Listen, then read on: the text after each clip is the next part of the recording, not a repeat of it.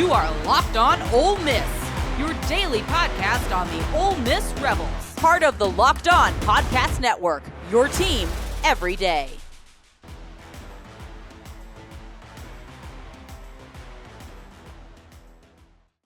Do us a favor, like, subscribe, and comment on the video. Subscribe to the podcast on whatever audio podcast you're listening to and give it a 5-star review. It costs nothing but keeps everything free. If you want more, join the Insiders program in the subtext link down below. No trolls, 14-day free trial, and the easiest way ever to cancel. So give that a try. And don't forget to check out a second listen on the network. Nearly every team, college or pro, is ready for you. All right, so when putting together the keys for this game, it kind of all swarms around the defense of Tulane and Jake Retzlaff. That's the kind of the position we're in at the moment. When you look at this game, the keys to it, in my opinion, make Jake Retzlaff beat you with his arm. His strength is the quarterback run game. He had 4 rushing touchdowns against the Duke Blue Devils in a game at Yulman Stadium down in New Orleans last weekend. He has 6 on the season. He can run the ball quite a bit. He has 522 yards passing over 3 games. That is 160 yards per game. They like to run the football. To put it honestly, Jake Retzlaff had 17 carries and completed 15 passes against the Duke Blue Devils, and it was 13-13 against USA.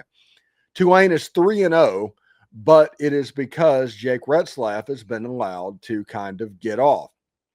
And when looking at him, he averaged 11.3 yards against Northwestern. That's fine. Northwestern is terrible.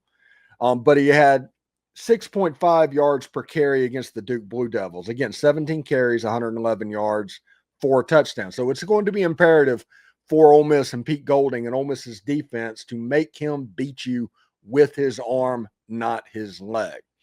The second key to this week is commit to Trinidad Chambliss and anticipate how John Sumrall will attack him. What I mean by commit to Trinidad is commit to him this week. When you build the game plan, don't build 2 game plans like you did a week ago. Build one really good game plan to where you mix in a little 22 personnel and a little 12 personnel, and you can change up to Trinidad Chambliss's strengths and anticipate how John Sumrall will attack him. What will John Sumrall try to take away? That is going to be imperative. Ole Miss has a ton of analysts, and I'm sure it will be fine on that. And Ole Miss must play a clean game because every turnover and penalty is how Tulane beats you.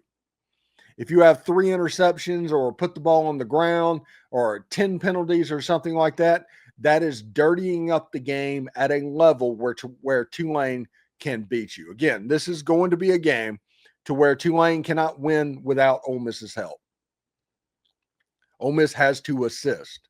But Ole Miss, over the course of the first 2 games this season, they did assist. Ole Miss has been very good in the latter parts of the game, and especially in the middle 8 minutes of the game. That middle 8 at the end of the 4 minutes at the end of the second quarter and 4 minutes at the beginning of the third quarter, Ole Miss has done pretty well in that period over the course of this season. So that's going to be really big for winning time, but commit to Trinidad, and Trinidad needs to take care of the ball and play clean as well. Now, what to watch for in this game, I think Tulane, not Tennessee, will populate the box versus Ole Miss, and kind of Ole Miss can use exotic personnel packages to combat that. Tulane is basically the team that invented against Ole Miss the Engage 8, to where you just try to get to Jackson Dart as quickly as possible and dare Ole Miss to throw it down field. If you throw it short, there's going to be some wide open options. If you throw it long, there's going to be players down there, and with the pressure, you can kind of influence what's going on. We didn't see that with Trinidad against Arkansas. I don't know if we'll see that against Tulane, but we didn't see it against Arkansas. I mean, exotic personnel groups, maybe Kewan Lacey and Logan Diggs in the backfield at the same time, maybe running 2 tight ends from time to time. I think you can get exotic with the way you look. All right. And the defense needs to make some explosive plays before their next stretch of games. Ole Miss has LSU in a week. Ole Miss needs to make some explosive plays. They had an opportunity. 3 interceptions were dropped against Arkansas. And they did have the turnover at the end of the game, but they need to get to the quarterback and they need to affect the turnover game and get some short fields for the Ole Miss offense. And this is more about LSU and Georgia and Oklahoma, but it needs to happen. We're a quarter way through the schedule right now, but we'll see. The athletes are in place to do it. They're still developing. I think this might be the week that you turn Suntarine Perkins. He's yet to get a sack. Turn him loose a little bit as an outside player. Turn Prince Will Amamielin loose. If you do that, you will be all right. And the third thing is, don't under any circumstances give Tulane a short field. Make them drive the length of the field to score. Don't give them 30-yard fields. Don't do the thing that you did against the Kentucky Wildcats. Make them drive the field. If you do that, you will be all right. It will be fine. Listen, Tulane offensively, looking at the stats, they have one good wide receiver that's putting up pretty good numbers, but is basically Jake Retzlaff, to where he's the leading passer, the leading rusher. The second leading rusher has a little over 100 yards. He's probably going to be a little bit effective in the game, but make Retzlaff attack you with his arm. If you get beat with Retzlaff throwing the ball all over the field for his career day, okay, that's fine. But make him beat you with his arm. If you can do that, you will be all right. You will be fine, and we'll see exactly how it goes. Ole Miss at 2:30 on Saturday, 2:30 Central Time on Saturday on ESPN.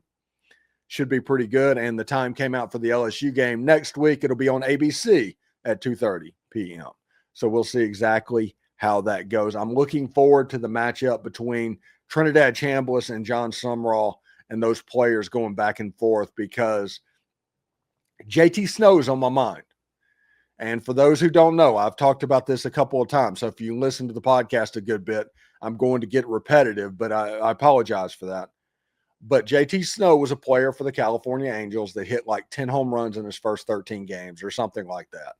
And he ended up with like 15 or 16 over the course of the year. The moral of the story is they find the hole in your swing.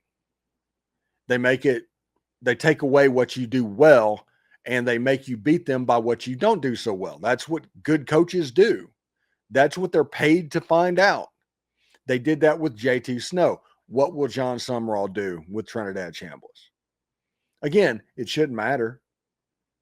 It shouldn't. Ole Miss has better players than Tulane. It's the SEC versus the American Conference. But what will Jon Sumrall try to do to get the young man confused? A lot of football. He played a lot of football at Ferris State. He was third in the Harlan Hill Trophy, which is the D2 Heisman last year. We will see what this player looks like against the Tulane Green Wave. I think it has a chance to look pretty good. I'm pretty fired up about what could happen. Anyway, in our final segment, Ole Miss just landed a big-time 2026 commitment in JaMichael Garrett. We'll introduce you to the latest Rebel commitment, break down what type of player he is, and look at what this means for Ole Miss's future momentum. It's coming up right after this.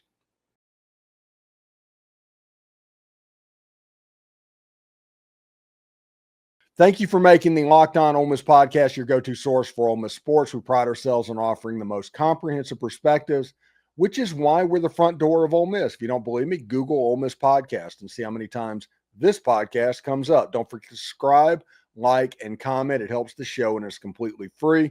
Your support means the world to us. Loomers are the absolute best.